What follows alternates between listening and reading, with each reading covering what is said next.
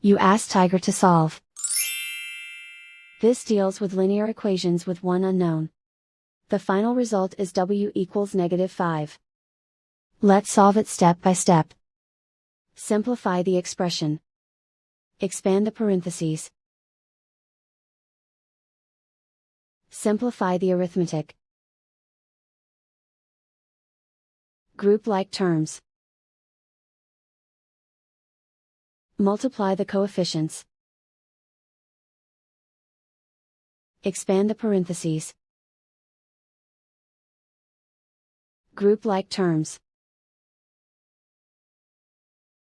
Simplify the arithmetic. Group all constants on the right side of the equation. Add 16 to both sides. Simplify the arithmetic.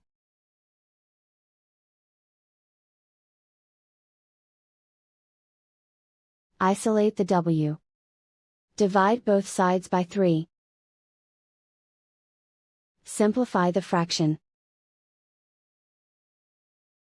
Find the greatest common factor of the numerator and denominator.